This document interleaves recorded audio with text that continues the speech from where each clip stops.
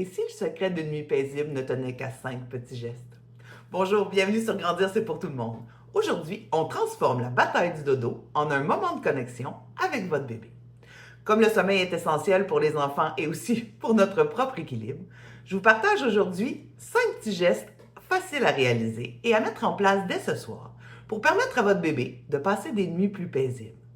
Il n'y a pas de solution miracle, mais il y a des petits gestes et des petits rituels, des petits ajustements à faire et qui vont vraiment faire une différence sur le long terme.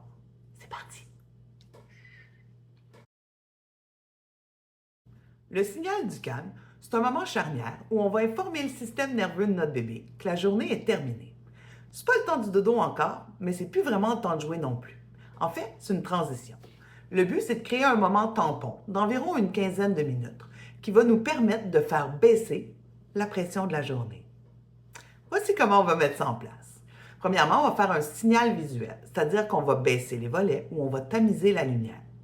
On va y aller avec un signal sonore ensuite. On va changer le ton de notre voix. Dans la journée, on parle avec notre enfant de façon enthousiaste et joyeuse. Coucou! Et bien, dans ces moments-là, on va parler doucement. On va baisser notre voix. On peut même chuchoter. On peut aussi mettre une musique douce, mais on la met juste à ce moment-là de la journée. Ensuite, on va faire le changement d'énergie. On va enlever tous les jeux qui sont stimulants, c'est-à-dire les jeux qui font de la lumière, du bruit, des sons. Et on va le remplacer par seulement un ou deux jeux. Soit un jeu texturé, par exemple, ou un toutou et une doudou. On peut aussi faire un signal corporel, c'est-à-dire faire un petit massage de main ou de pied tout doux, ça peut être très court, 1 ou 2 minutes, et faire du pot à pot ou coller notre bébé, faire des gros câlins, calmement, assis sur le divan. Ça permet au corps de notre bébé de se calmer, mais aussi de savoir que ses sensations corporelles sont prêtes au repos. Pourquoi c'est important de faire tout ça? Parce qu'en fait, ça aide notre bébé à passer de 100 d'énergie à 0. Et c'est sécurisant pour lui parce qu'il sait ce qui s'en vient et ça l'aide à se préparer en fait de façon beaucoup plus sereine et à passer une bien meilleure nuit. Un rituel de dodo idéal pour un bébé, ça va durer entre 15 et 20 minutes maximum et ça doit se répéter chaque soir dans le même ordre parce que ça va rassurer l'enfant. Après avoir fait le signal du calme, comme on a dit tantôt, maintenant on va passer au bain et aux soins. On va lui donner un petit bain rapide ou on va faire une toilette facile là, pour aider bébé à détendre ses muscles. Ensuite, on va lui enfiler une couche propre, lui mettre son pyjama et mettre la grenouillère. On va maintenant passer au boire, mais on va aller dans une chambre sombre et silencieuse. On peut lui donner le boire au sein ou au biberon, c'est comme vous préférez. Et ensuite, on peut faire une petite histoire courte ou lui faire une belle petite chanson douce. Mais là, ce qui va être important, ça va être de déposer votre bébé dans son lit dès les premiers signes d'endormissement. C'est-à-dire dès que vous voyez votre bébé bâiller ou se frotter les yeux, déposez-le tout de suite dans son lit pendant qu'il est encore réveillé. Comme ça va lui apprendre à s'endormir tout seul et aussi à associer son lit à l'endroit où il doit dormir.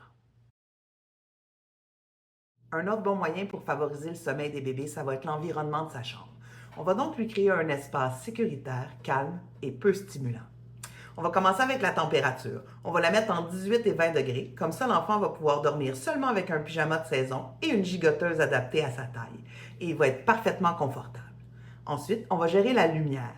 C'est-à-dire qu'on va préconiser une obscurité totale pendant la nuit, ce qui va aider à sécréter la mélatonine, qui est l'hormone du sommeil. Et pendant le jour, dès le réveil, on va laisser entrer la lumière naturelle. Comme ça va marquer une différence entre le jour et la nuit. Et pour le bruit, on va essayer d'éviter les bruits forts, proches de bébé, pendant qu'il dort ou qu'il s'endort. Mais si ça peut vous aider, je vous conseille une petite machine qui fait des bruits blancs. Comme ça va sécuriser l'enfant et ça va l'éviter d'être dérangé par les bruits ambiants qui règnent dans la maison, parce qu'on a le droit de vivre quand même. Et pour le côté sécuritaire, ce qui est le plus important, on va coucher bébé sur le dos et on va le mettre dans un lit sur un matelas ferme avec pas de couverture, pas de doudou, pas de toutou. Ça, c'est vraiment important parce que ça peut prévenir la mort subite du nourrisson. Et aussi, on va le laisser s'endormir dans une chambre, rangée idéalement ou avec pas de jeux stimulants à la vue. Ça va lui permettre de s'endormir plus facilement. L'autonomie progressive du sommeil, ça consiste à aider notre bébé à s'endormir et à dormir tout seul, mais aussi à le rassurer pendant les micro-réveils de la nuit. Pour faire ça, on va faire comme on a dit tantôt. On va commencer petit à petit. On va déposer le bébé dans son lit dès les premiers signes d'endormissement. Et ensuite, s'il pleure, on va le rassurer par la voix. On va aussi mettre une chaise dans la chambre, proche de son lit si on voit qu'il en a besoin. Sinon, on peut déjà la mettre assez éloignée. On va s'asseoir et si notre bébé pleure, on va le rassurer à intervalles réguliers, seulement avec la voix douce, sans nécessairement le prendre dans nos bras. Et à intervalles de quelques jours, 2-3 jours, je dirais, 3 jours peut-être, on va reculer notre chaise un tout petit peu jusqu'à sortir complètement de la pièce et à laisser l'enfant s'endormir tout seul. Si votre bébé est déjà habitué de s'endormir dans les bras, on va diminuer progressivement l'aide qu'on va lui apporter.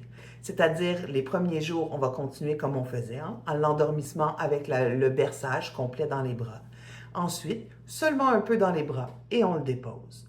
Quelques jours plus tard, on peut lui faire seulement des caresses dans le lit dès qu'on l'a déposé.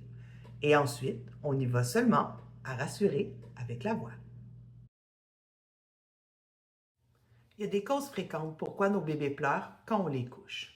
On va les regarder ensemble, comme ça va nous aider à nous rassurer et à rassurer nos bébés par la suite.